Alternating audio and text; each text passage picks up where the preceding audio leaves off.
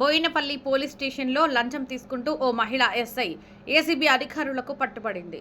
ఓ బాధితుడిని case విషయంలో లంచం ఇస్తేనే స్టేషన్లో ఉన్నతాధికారులకు కూడా నచ్చజెపుతానంటూ డబ్బులు డిమాండ్ చేసింది. లంచం ఇవ్వడం ఇష్టం లేని బాధితుడు నేరుగా ఏసీబీ అధికారులకు ఫిర్యాదు చేశాడు. లంచం తీసుకుంటుండగా ఏసీబీ అధికారులు మహిళా ఎస్ఐ నందితను డైరెక్ట్గా పట్టుకున్నారు. సీఐతో పాటు మరికొంత సిబ్బందిని విచారించగా ఏసీబీ అధికారులు వారి ప్రమేయం లేదని తెలియడంతో నందిత క్యాబిన్తో పాటు ఇతర పత్రాలను తనిఖీ చేస్తున్నారు. ప్రేమ వివాహం చేసుకున్న బాధితుడు ప్రేమించిన అమ్మాయితో ఉండడానికి పోలీసులు ఆశ్రయించగా అబ్బాయి తల్లిదండ్రులు ఒప్పుకోవడం లేదంటూ ఎస్ఐ నందిత అబ్బాయిని పోలీస్ స్టేషన్కు పిలిపించింది. టేబుల్ పైన డబ్బులు పెడితేనే కేసులు పరిష్కరిస్తానంటూ బాధితుడు అభిషేక్ను బెదిరించింది.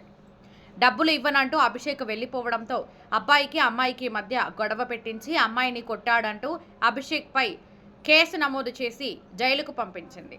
జైలు నుంచి వచ్చిన తర్వాత కూడా డబ్బులు ఇవ్వాలంటూ పిలిచి బెదిరించడంతో వెంటనే ఏసీబీ అధికారులను ఆశ్రయించాడు. బాధితుడు అభిషేక్ 30,000 రూపాయలు లంచంగా ఇస్తుండగా ఎస్ఐ నందితను ఏసీబీ అధికారులు పట్టుకున్నారు. చేతులకు టెస్ట్ చేయగా పాజిటివ్ రావడంతో అదుపులోకి తీసుకొని విచారిస్తున్నారు. నార్మల్ చేతనే కొట్టిన, దేంట్లో కొట్టలేదు. సో దానికి మేడం ఇన్వెస్టిగేషన్ చేయకుండా నా మీద అటెంప్ట్ మర్డర్ కేసు కూడా వేస్తుంది. నేను జైలుకి కూడా వెళ్ళేసి వచ్చాను అనమాట. అంతదాకా వెళ్ళింది.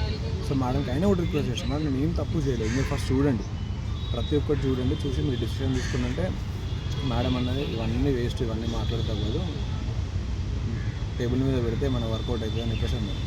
దానికి నేను అగెయిన్స్ట్ వర్రిన్ అనమాట. అట్లా అవ్వదు మేడం, ఇట్లా నేనైతే ఇవ్వలేని పరిస్థితి, బయట జాబ్ సిచ్యువేషన్ బాగాలేదు, మా భార్య ప్రెగ్నెంట్ ఉన్న టైంలో నేను మీకు ఎందుకు ఇచ్చుకోవాలని, సరే విడినట్టు లేదు, వీనికి నా స్టైల్లో చెప్తా అని చెప్పేసి మేడం అన్నది. ఇంకా కొంచెం నా మీద అట్లా అగెయిన్స్ట్ ఉండేసరికి నేను కూడా ఇగ్నోర్ చేసిన సార్. ఇగ్నోర్ చేస్తూనే మేడంని రిక్వెస్టింగ్గానే లీడింగ్గానే వెళ్తుండే. సో వచ్చిన తర్వాత మేడంని కూడా రిక్వెస్ట్ చేసిన, ఎవ్రీ మండే సిగ్నేచర్ పెట్టమన్నాను. సరే పెడుతున్నాను మేడం, ఎవ్రీ మండే అంటే సిగ్నేచర్కి 1-2 అవర్స్ అవుతుంది సార్. కానీ మేడం ఏం చేశారంటే మార్నింగ్ 10 నుంచి ఈవినింగ్ 2:30 దాకా పెట్టేసి మనం ఎక్స్పెక్ట్ చేయడం, కానిస్టేబుల్కి చెప్పకపోయడం, ఇవే వస్తుంది. ఒక 1 డే 4th మండే వచ్చి చెప్పినాను మేడం పెట్టిందంటే సరే అన్నది. అప్పుడు ట్రై చేసింది మేడం, కానీ నేను ఫుల్ సీరియస్ ఉండేసరికి అది జరగలేదు. మళ్ళీ 11th అడిగింది. 11th అడిగి డబ్బులు అడిగేసరికి ఎంత అనుకుంటే కానిస్టేబుల్ ఒకరే చెప్తున్నారు, ఎస్ఎల్ఆర్ చెప్తున్నారు. అంతా నాకు ఈ తలనొప్పి అంతే ఎందుకు, సరే ఊకే టార్చర్ నాకు ఎందుకు అని చెప్పేసి మేడంతో మాట్లాడితే మేడం 30,000 ఇచ్చేసి నేను మీ వాళ్ళతో మాట్లాడతాను అని చెప్పేసి. ఎందుకు దేని గురించి అంటే మేడం కూడా అన్నది ఒకసారి వార్నింగ్ ఇచ్చింది, నేను ఒక్క స్టెప్ కూడా రాంగ్ చేసినా, నేను చెప్పింది వినకపోతే నీ బెయిల్ క్యాన్సిల్ చేపిస్తాను. సో దానికి అడ్వకేట్ ఉన్నారు కదా, సరే మరి అడ్వకేట్కి పెట్టుకో, నాకు పెట్టుకో, అప్పుడు నీకు అర్థమవుతుంది నీ లైఫ్ ఏందో అని చెప్పేసి అన్నాను. నీ కెరియర్ నువ్వే స్పాయిల్ చేసుకుంటావు, నువ్వు మొత్తం నువ్వే స్పాయిల్ చేసుకుంటావు అని చెప్పేసి అంటే నన్ను మేడం అనుకొని స్టేజ్లో నన్ను ఫసాయించారు. మరి ఇప్పుడు నేను ఏం చేయాలి మీరు చెప్పండి, నేను ఏం చేయాలని. ఇంకా కంప్లీట్లీ మేడంకి ఇంకా నేను ఇంకేం చేయలేని పరిస్థితి కాబట్టి మీరు చెప్పండి, మీరు ఏం చెప్తే అది చేస్తా అనే కాడికి నేను వచ్చిన. మేడం అన్నది ఈసారికి అయితే 30,000 తీసుకురా, నెక్స్ట్ టైం చూద్దాము అని చెప్పేసి. సో 30,000 తీసుకొని వచ్చిన, మేడంకి ఇచ్చిన. మేడం తీసుకొని తన బైక్ కీస్ లాకర్ ఇచ్చారు. ఆ లాక్ అది బైక్ కీస్ ఇచ్చి బైక్ డిక్కీలో పెట్టమని చెప్పేసి ఎవరు చెప్పకుండా మమ్మల్ని వెళ్ళిపోని చెప్పేసి సరే మేడం అని చెప్పేసి మీరు ఏసీపీ వాళ్ళకి అప్రోచ్ అయ్యారా?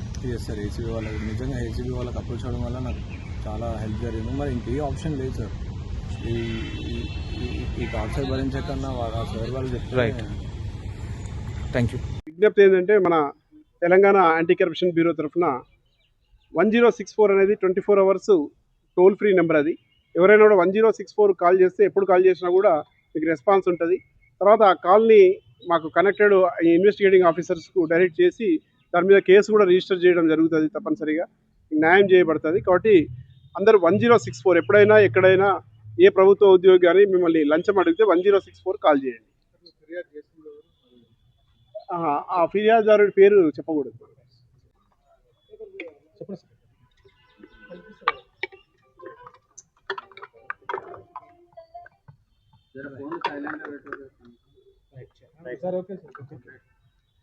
నమస్తే, నేను Gangasani Sridhar, DSP anti corruption bureau, Hyderabad city. నాకు 2 days కింద ఒక ఫిర్యాదుదారుడు మమ్మల్ని అప్రోచ్ అయ్యాడు. అతను యాక్చువల్లీ వాళ్ళ నాన్నకు అతనికి మధ్యలో అతని లవ్ మ్యారేజ్ చేసుకున్నందుకు ఇంట్లో గొడవలు అవుతున్నాయి. వాళ్ళ నాన్నకి అతనికి మధ్యలో గొడవలు అయిపోయేసి వాళ్ళ నాన్న లాస్ట్ ఇయర్ కూడా ఇక్కడ ఒక కేసు రిజిస్టర్ చేశారు. ఆ కేసులో కూడా ఇతన్ని అరెస్ట్ చేశారు. తర్వాత ఈ సంవత్సరం కూడా మళ్ళీ రీసెంట్లీ ఒకటి హత్యా ప్రయత్నం అని చెప్పేసి 307 ఐపీసీ కింద 119 బిఎన్ఎస్ కింద కేసు రిజిస్టర్ చేసి రిమాండ్ కూడా చేయడం జరిగింది.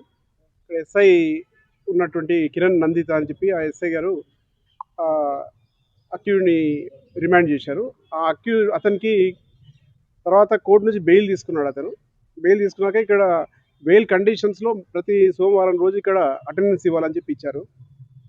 అందులో భాగంగా అతను ప్రతి సోమవారం ఇక్కడ పోలీస్ స్టేషన్కి వస్తుంటే పొద్దున్న సాయంత్రం వరకు ఇక్కడ కూర్చోబెడుతున్నారు. అతను కూర్చోబెట్టడం వల్ల అతను ఇక్కడ ఒక రైటర్ విజయ్ కుమార్ అని చెప్పేసి రైటర్ కానిస్టేబుల్ అతన్ని అప్రోచ్ అయ్యాడు. అతను ఏం చేశాడు, ఆల్రెడీ 10,000 రూపీస్ తీసుకున్నాడు. తీసుకొని ఇంకొక 15,000 ఎస్ఐ గారికి ఇస్తే ఆ బెయిల్ రిలాక్సేషన్ ఇక రాకుండా కూడా ఉండేట్టుగా తర్వాత ఇతను ఇల్లు కూడా ఖాళీ చేద్దాం అనుకున్నాడు.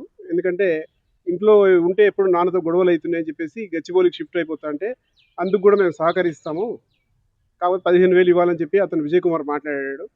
తర్వాత కానిస్టేబుల్ మాట్లాడింది కాకుండా ఎస్ఐ గారు 15,000 కాదు నాకు 30,000 కావాలని చెప్పి మాట్లాడారు. ఆ 30,000 యాక్చువల్లీ మొన్న చెప్పారు, నిన్న ఉండను ఈ రోజు తీసుకురామని చెప్పారు. ఈరోజు 30,000 తీసుకొని వచ్చాడు. అతను తీసుకొని వస్తే పైకి వెళ్ళి కలిస్తే ఇక్కడ ఉన్నటువంటి షెడ్లో ఇక్కడ పైనుంచి అవపడుతుంది, ఆ షెడ్లో స్కూటీ ఉంది, అందులో మనీ పెట్టిరమ్మని చెప్పేసి కీస్ ఇచ్చారు. కీస్ తీసుకొని అతను స్కూటీలో మనీ పెట్టాడు. మళ్ళీ తీసుకొని కీస్ హ్యాండ్ ఓవర్ చేశాక మేము పట్టుకోవడం జరిగింది. రెడ్ హ్యాండెడ్గా ట్రాప్ చేశాము. ఆ మనీ కూడా స్కూటీ నుంచి రికవరీ చేశాము. స్కూటీని కూడా సీజ్ చేశాము. తర్వాత అమౌంట్ 30,000 టోటల్ 30,000 రూపాయలు. లేదు, ఇప్పటికైతే ఎస్ఐ మరియు రైటర్ కానిస్టేబుల్ ఇద్దరిని అరెస్ట్ చేశాం మేము. ఇప్పుడు 30,000 క్యాష్ ఒకటి, తర్వాత వెహికల్ కూడా సీజ్ చేశాం స్కూటీ.